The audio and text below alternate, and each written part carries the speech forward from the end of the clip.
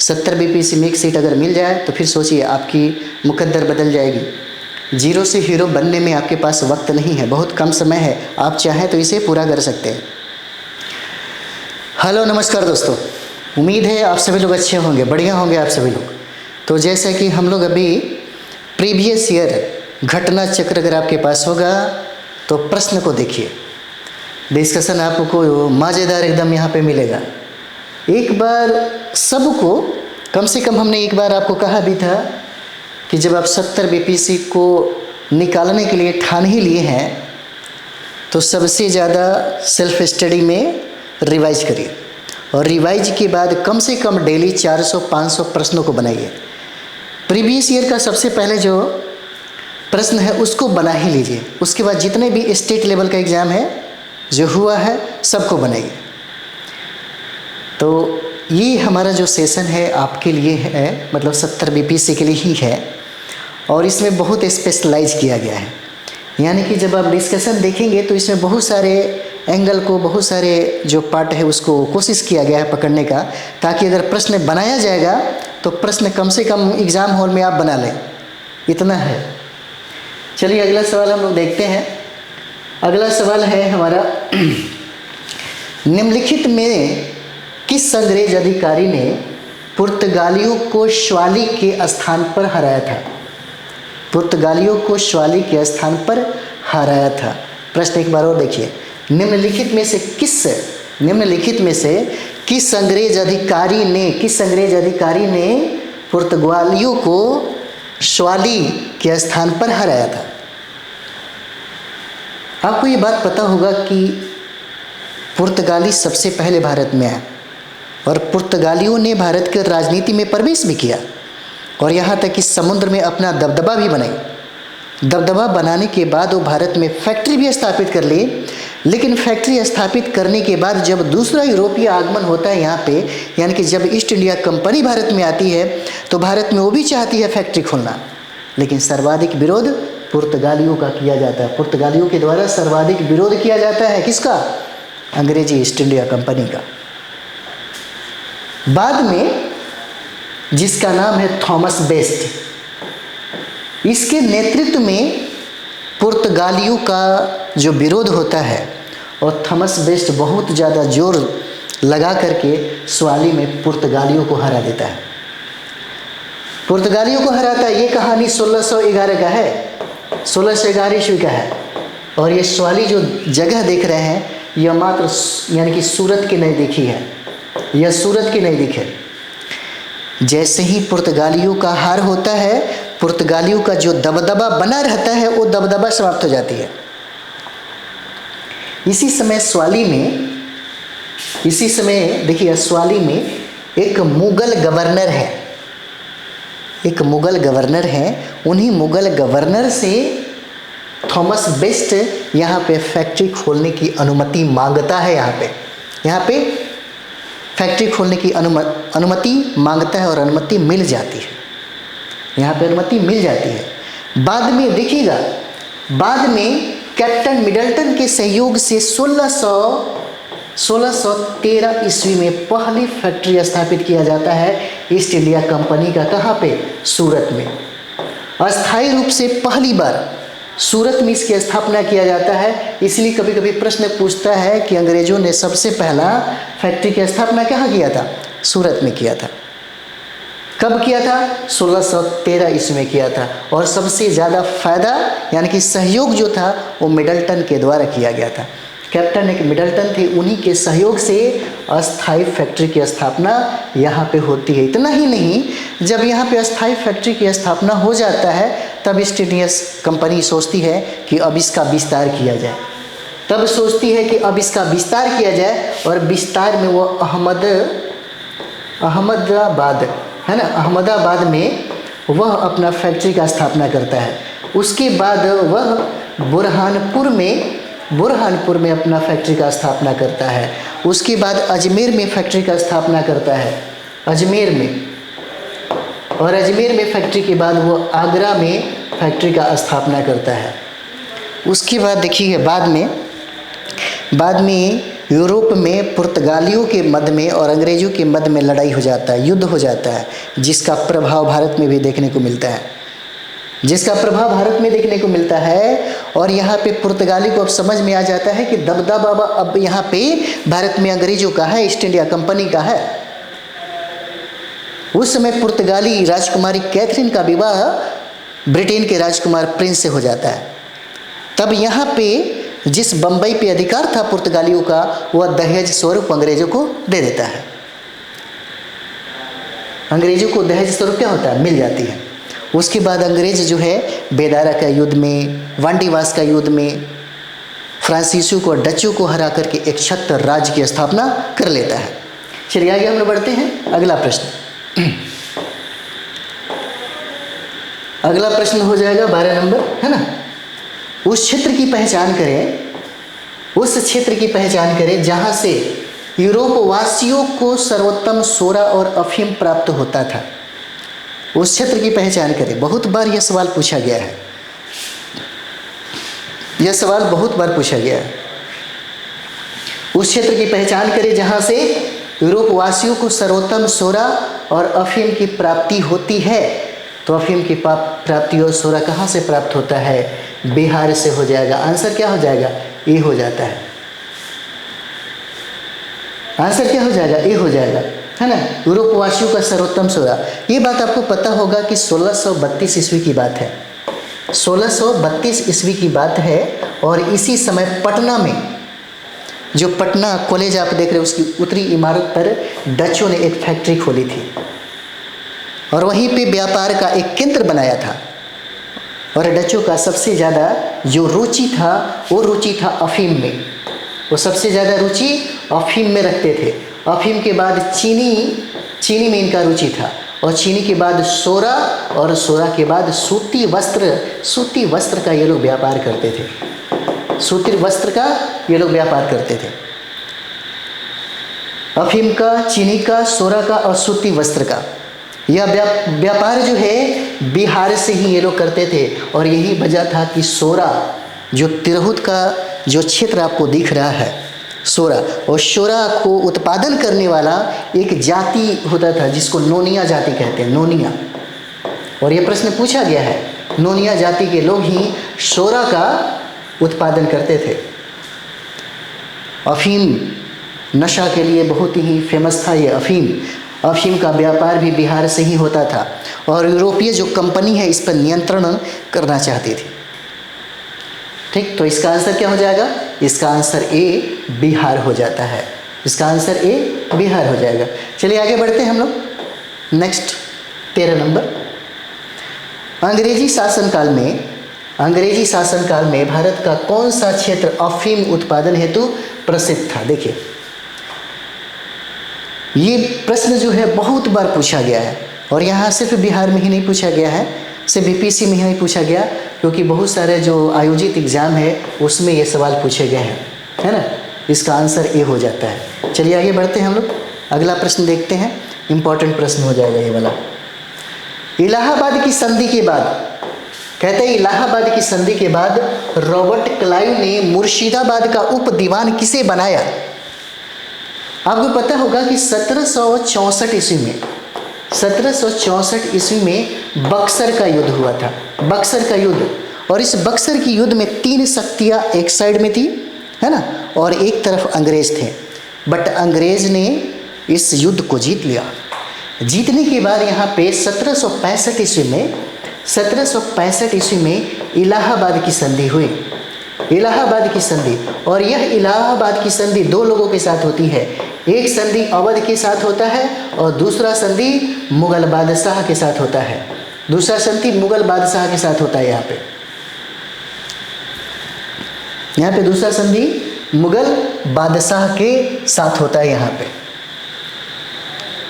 जब मुगलों के साथ, यानी कि कहने का मतलब है जब मुगलों के साथ जब यहाँ पे संधि होता है मुगलों के साथ, तो इस समय जो बादशाह हैं वह शाह आलम द्वितीय हैं। इस समय बादशाह शाह आलम है ना द्वितीय रहते हैं यहाँ पे।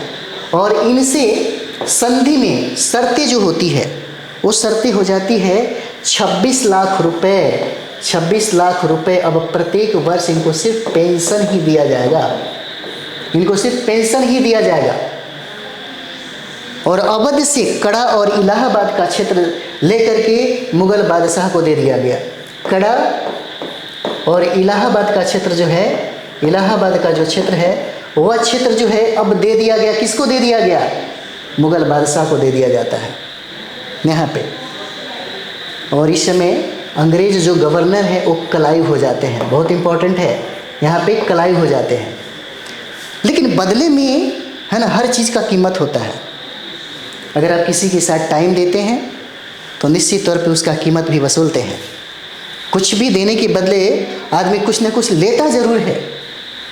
मुगल बादशाह को शर्त के अनुसार दिया तो बदले में बंगाल, बिहार, उड़ीसा, बदले में बंगाल, बिहार और उड़ीसा की दीवानी प्राप्त कर ली, उड़ीसा की दीवानी प्राप्त कर ली यहाँ पे। लेकिन उड़ीसा की दीवानी, बंगाल, बिहार, उड़ीसा की दीवानी प्राप्त करने के बाद राजस्व की वसूली वह स्वयं नहीं करता था। इसके लिए, यही तो प्रश्न है, इसके लिए उसने उप दीवान की नियुक्ति किया, और जिसमें बंगाल के उप दीवान है ना, जो मुर्शिदाबाद की बात यहाँ पे लिखा हुआ है, मुर्शिदाबाद की है ना, यहाँ पे बंगाल का जो नवाब ये है, उप दीवान है, वो हो जाता है मोहम्मद रजा खां। यही राजस्व को वसूलता है और वसूली करने के बाद ईस्ट इंडिया कंपनी को देता है। उप दीवान नियुक्त किया किसने? अंग्रेजी सरकार ने। बंगाल का उप दीवान नियुक्त किया मोहम्मद राजा खां को, और बिहार का जो बार बार प्रश्न पूछता है, और बिहार का उप दीवान राजा सिताब राय को नियुक्त किया। राजा सिताब राय को नियुक्त करता है यहाँ पे, और इन दोनों को दीवानी का कार्य सौंप दिया कि राजस्व वसूल के हमको दीजिए, क्योंकि ये खुद नहीं वसूल कर सकते थे, है ना। तब इन्होंने यही प्रश्न यहाँ पे किया गया है। अब एक चीज़ और भी हम लोग देख लें यहीं पे, जब हम लोग कर रहे हैं तो इसी समय जब इलाहाबाद की संधि अंग्रेज जब सरकार अवध के साथ कर रही थी, तो उस समय अवध का जो नवाब थे उनका नाम था शुजाउद्दौला, उनका नाम था शुजाउद्दौला नाम था। शुजाउद्दौला के साथ ये संधि हुआ था, इलाहाबाद की संधि, इलाहाबाद की संधि हुई थी। और इस समय अवध से अंग्रेजी सरकार कड़ा और इलाहाबाद का जो क्षेत्र था उसको ले लिया, और लेने के बाद वह दे दिया मुगल बादशाह को, वह मुगल बादशाह को दे दिया। कड़ा और इलाहाबाद ले लिया जाता है, अवध से ले लिया जाता है, और 50 लाख रुपया युद्ध हर्जाने के रूप में, है ना, हर्जाने के रूप में लिया जाता है, और पूर्ण रूप से बंगाल पर नियंत्रण कर लिया जाता है इसी समय 1765 में इलाहाबाद की संधि के तहत। चलिए आगे हम लोग बढ़ते हैं, अगला प्रश्न देखा जाए। 15 नंबर सवाल हो जाएगा आपका, है ना। 15 क्या कहता है? सम्राट शाह आलम द्वितीय ने ईस्ट इंडिया कंपनी को बंगाल, बिहार तथा उड़ीसा की दीवानी प्रदान की, है ना। क्या कहता है? सम्राट शाह आलम द्वितीय ने ईस्ट इंडिया कंपनी को बंगाल, बिहार तथा उड़ीसा की दीवानी प्रदान कर दी। कब? तो ये किया 12 अगस्त 1765 को। इलाहाबाद की 2 संधियाँ होती हैं, एक होता है मुगल बादशाह के साथ और दूसरा होता है अवध के नवाब के साथ, 12 अगस्त और दूसरा 16 अगस्त को। तो हम लोगों ने किया था, इसलिए हम आंसर पे ही लेकर के चलते हैं। चलिए आगे बढ़ा जाए। 16 नंबर हम लोग सवाल यहाँ पे देखते हैं। मुगल बादशाह, 16 नंबर सवाल देखिए। 16 कहता है यहाँ पे कि मुगल बादशाह बहादुर शाह जफर के बारे में कहा जाता था कि उसके साम्राज्य की सीमा थी कहाँ तक। देखिए, हालांकि 64वीं बीपीएससी में यह प्रश्न पूछा गया है 2018 में, इसका आंसर ही गलत था। बाद में बीपीएससी ने इस प्रश्न को ही निरस्त कर दिया, इस प्रश्न को ही निरस्त कर दिया। प्रश्न देखिए, कहता है कि मुगल बादशाह कौन? बहादुर शाह जफर। बहादुर शाह जफर के बारे में कहा जाता था कि उसके साम्राज्य की सीमा कहाँ तक थी? चांदनी चौक से पालम। ये बहुत सारे विद्यार्थी इसके आंसर यही लगा है, लेकिन क्या है, ये गलत हो जाता है। ये क्या हो जाएगा, गलत हो जाएगा। इसका आंसर हो जाता है, ये बहादुर शाह जफर नहीं बल्कि शाह आलम द्वितीय के समय की बात है। शाह आलम द्वितीय के समय की बात है। यह फारसी भाषा में लिखा गया है, यानी कि फारसी भाषा में एक कहावत थी। फारसी भाषा में एक कहावत थी जिसका नाम है अज दिल्ली ताप आलम। अज दिल्ली ताप आलम, अज दिल्ली है ना, अज दिल्ली तापालम। पालम जो है यह दिल्ली का ही एक उपनगर हो जाता है। इसलिए उस समय फारसी में कहावत हो गया था। शाह आलम द्वितीय के बारे में ही कहा जाता था, यह शाह आलम द्वितीय के बारे में कहा जाता था कि दिल्ली से पालम तक ही अब जो शासन है वह सिमट के रह गया। और ये कहा जा रहा था शाह आलम द्वितीय के बारे में, दिल्ली से पालम यानी कि सिकुड़ करके एकदम छोटा हो गया। और देखिए यहाँ पे शाह आलम द्वितीय को क्या कर दिया गया था, पेंशनर बना दिया गया है ना। यहाँ पे क्या किया गया, पेंशनर बना दिया जाता है। चलिए आगे हम लोग देखते हैं। अगला सवाल है, बहुत अच्छा सवाल है। रंजीत सिंह ने सुप्रसिद्ध कोहिनूर हीरा प्राप्त किया था। कोहिनूर हीरा प्राप्त किया था, किससे प्राप्त किया था? रंजीत सिंह ने कोहिनूर हीरा किससे प्राप्त किया था? तो देखिए आंसर इसका शाह शुजा हो जाएगा। ये शाह शुजा हो जाते हैं, शाह शुजा से इन्होंने प्राप्त किया था। आपको पता होगा कि यहाँ पे अहमद शाह अब्दाली भारत को लूट करके ले गया और यहाँ तक कि अफगान साम्राज्य की स्थापना में उसकी बहुत बड़ी योगदान थी। और यही जो शाह शुजा जो हम लोग देख रहे हैं ये अहमद शाह अब्दाली का पौत्र है। यह अहमद शाह अब्दाली का क्या है, पौत्र हो जाता है। अहमद शाह अब्दाली की मृत्यु के बाद काबुल की गद्दी पर यही शाह शुजा बैठा। यह काबुल की गद्दी पर बैठा,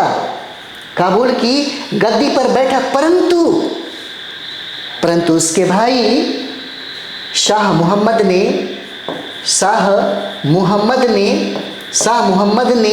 यहाँ पर फतह खां इसने फतह खां देख लीजिए पहले, फतह खां है ना, और दोस्त मोहम्मद की सहायता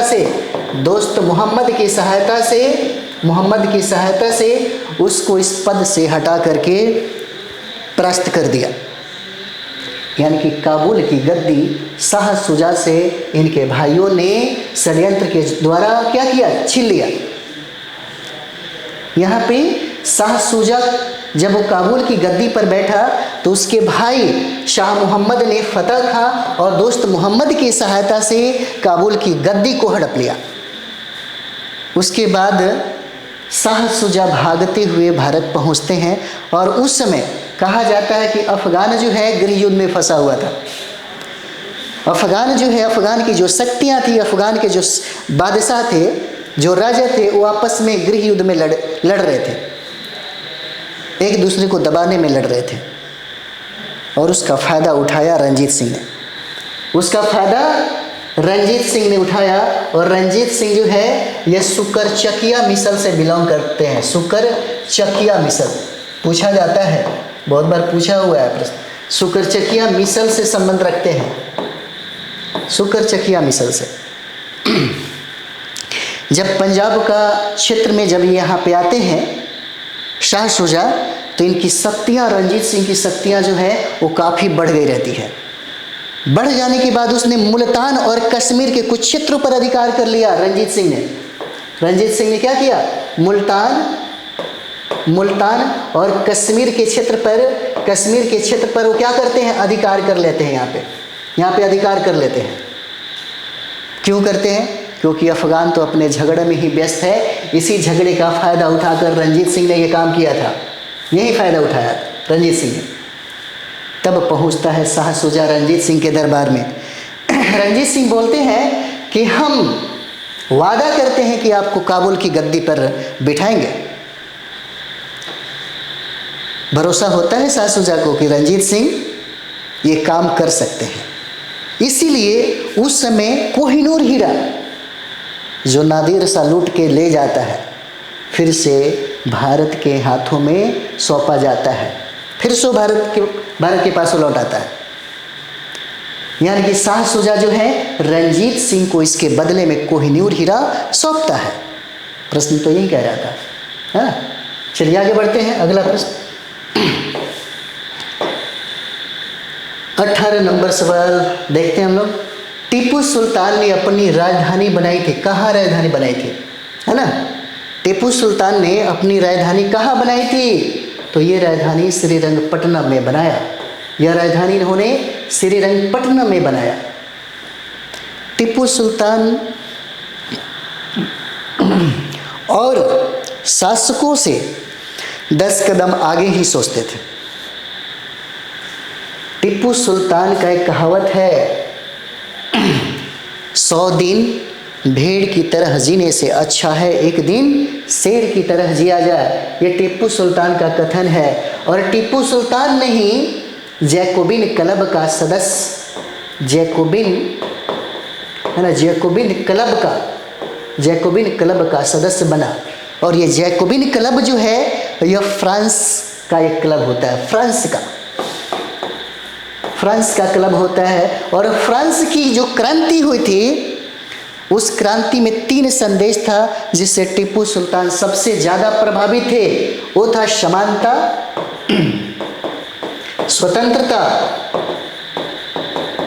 और बंधुत्व। हमारे भारत के संविधान के प्रस्तावना में भी ये शब्द लिए गए फ्रांसीसी क्रांति से। और इसी फ्रांसीसी क्रांति का जो हम लोग संदेश देख रहे हैं, इसे सबसे ज़्यादा प्रभावित कौन थे, टीपू सुल्तान। टीपू सुल्तान ही श्रीरंगपट्टनम में स्वतंत्रता का वृक्ष लगवाई थी। यहाँ पे टीपू सुल्तान ने स्वतंत्रता का क्या किया, वृक्ष लगवाया था यहाँ पे। इतना ही नहीं, टीपू सुल्तान को ये बात पता था कि जब तक हम विदेशों के साथ और लोगों के साथ अपना संबंध प्रगाढ़ नहीं करेंगे तब तक हम अंग्रेजों को हरा नहीं सकते। और अंग्रेज इस बात को बखूबी समझता था। तब जाकर के टीपू सुल्तान ने यहाँ पे विदेशों में अपना दूतावास भेजना शुरू कर दिया। और उसने कई देशों के साथ अपना संबंध रखा। जैसे में तुर्की के साथ ये संबंध बनाया, तुर्की के साथ। उसके बाद ईरान के साथ संबंध रखे। उसके बाद इराक के साथ इन्होंने संबंध रखा। उसके बाद अफगानिस्तान के साथ उन्होंने संबंध रखा। उसके बाद फ्रांस के साथ इन्होंने संबंध रखा। उसके बाद रशिया के साथ संबंध रखा। और मॉरिशस के साथ भी टीपू सुल्तान संबंध को अच्छा बनाना चाहा। टीपू सुल्तान धर्मनिरपेक्षता को सबसे ज़्यादा बढ़ावा दिया। टीपू सुल्तान के बारे में कहा जाता है कि यह एक धर्मनिरपेक्षता को बढ़ावा दिया, यानी कि धर्मनिरपेक्षता का पालन किया। और यही वजह होता है कि आप देखिएगा, एक चीज़ और भी हम लोग देखें यहाँ पे, टीपू सुल्तान ने ही शारदा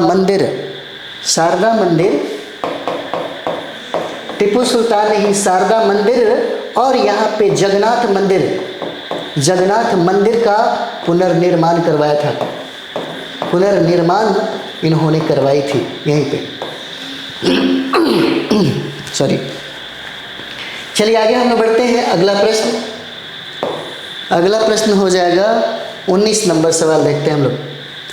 अंग्रेजों ने श्रीरंगपट्टनम की संधि किसके साथ की थी? आंग्ल मैसूर युद्ध से बहुत सारे सवाल पूछे जाते हैं।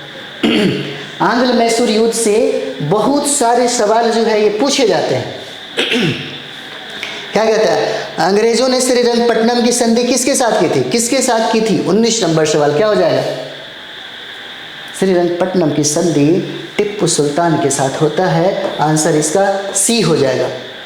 यहाँ पे श्रीरंगपट्टनम की संधि टीपू सुल्तान के साथ होता है। और इस समय जो भारत का गवर्नर जनरल है उसका नाम है लॉर्ड कॉर्नवालिस।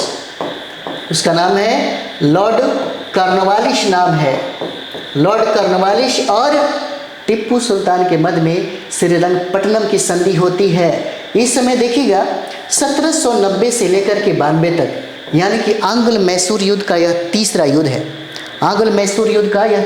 युद्ध है। और 1792 ईस्वी में श्रीरंगपट्टनम की संधि होती है। लॉर्ड कॉर्नवालिस और टीपू सुल्तान के मध्य में यह युद्ध, ये जो है मतलब संधि होता है। और इस संधि की शर्तें भी सुन लीजिए, कितना भयंकर है। श्रीरंगपट्टनम की संधि की जो शर्तें हैं यहाँ पे, शर्तें, वो शर्तें देखिए। शर्त में कहा गया था कि अब टीपू सुल्तान को अपना आधा जो राज्य है वो अंग्रेजों को देना पड़ेगा, है ना। आधा भाग जो है, आधा भाग अंग्रेजों को देना पड़ेगा। और दूसरी सबसे दुखदाई क्या है, उनको हर जाने के रूप में 3 करोड़ रुपया देना पड़ेगा। अगर वो 3 करोड़ रुपया नहीं देते हैं तो अपने 2 पुत्रों को बंधक रखना पड़ेगा। यानी कि इसके बदले में 2 पुत्र को अंग्रेजों ने बंधक बना लिया, अपने कब्जे में कर लिया। 2 पुत्रों को यहाँ पे क्या कर लिया, बंधक बना लिया। कितना दर्द हुआ होगा, है ना। तो ये तीसरा आंग्ल मैसूर युद्ध की बात है। चलिए हम लोग रिवाइज में देख लेते हैं। पहला यहाँ पे प्रथम आंग्ल मैसूर युद्ध होता है आपको 1767 से लेकर के 1769 तक होता है। यह प्रथम आंग्ल मैसूर युद्ध है, याद रखिएगा। 1767 से 1769 तक होता है। और 1769 में यहाँ पर 1769 में मद्रास की संधि होती है, मद्रास की संधि होती है। और यह मद्रास की संधि हैदर अली और लॉर्ड बेरेलस्ट के बीच में होता है। हैदर अली और लॉर्ड बेरेलस्ट, है ना, लॉर्ड बेरेलस्ट के मध्य में होता है। इंपॉर्टेंट है यह। प्रथम आंग्ल मैसूर युद्ध 1767 से लेकर के 1769 तक होता है। और 1769 में मद्रास की संधि होती है। और मद्रास की संधि 2 लोगों के बीच में होता है, एक हैदर अली हो जाते हैं और दूसरा जो ब्रिटिश ईस्ट इंडिया का जो गवर्नर है लॉर्ड बेरेलस्ट के मध्य में ये होता है, ये संधि। उसके बाद दूसरा हम लोग देखते हैं, दूसरा जो है युद्ध यहाँ पे दूसरा युद्ध हो जाएगा, आंग्ल मैसूर युद्ध का दूसरा युद्ध हो जाएगा 1780 से लेकर के 1784 तक होता है। द्वितीय आंग्ल मैसूर युद्ध 1780 से लेकर के 1784 में। और 1784 में मंगलोर की संधि होती है। यहाँ पे मंगलोर की संधि होती है, यहाँ पे मंगलोर की संधि होती है। और यह मंगलोर की संधि के समय में वारेन हेस्टिंग्स था, वारेन हेस्टिंग्स था इस समय। यानी कि द्वितीय जो हम लोग देख रहे हैं ना, 1782 में हैदर अली की मृत्यु हो जाती है। और मृत्यु हो जाने के बाद द्वितीय आंग्ल मैसूर युद्ध का नेतृत्व टीपू सुल्तान के कंधों पे आ जाती है। और यहाँ पे 1784 में मंगलोर की संधि वारेन हेस्टिंग्स और टीपू सुल्तान के मध्य में होता है। और तीसरा हम लोगों ने देखा, जिसमें श्रीरंगपट्टनम की संधि होती है। और चौथा आंग्ल मैसूर युद्ध 1799 में होता है। और यहीं पे टीपू सुल्तान का अंत हो जाता है। यहाँ पे टीपू सुल्तान का क्या होता है, अंत हो जाता है, अंत। चलिए आगे बढ़ते हैं हम लोग। अगला प्रश्न हो जाएगा यहाँ पे, अगला प्रश्न है ठगों का उन्मूलन किसके नेतृत्व में हुआ था, है ना। ठगों का उन्मूलन किसके नेतृत्व में हुआ, ठगों का उन्मूलन। तो यहाँ पे देखिए, ठगों का उन्मूलन जो है ये हो जाएगा आपको कैप्टन एस्लीमैन के नेतृत्व में होता है। ठगों का उन्मूलन जो है ये हो जाएगा कैप्टन एस्लीमैन के नेतृत्व में हो जाएगा ठगों का उन्मूलन। और यहाँ पे एक चीज़ और भी देखिए, ठगों के उन्मूलन में हम लोग चीज़ देखेंगे, प्रश्नों को एक बार अगर अच्छे तरीके से देखा जाए, है ना, तब इसका आपको फ़ायदा ज़्यादा दिखाई देगा, है ना। क्योंकि आप देख सकते हैं यहाँ पे क्या कह रहा है।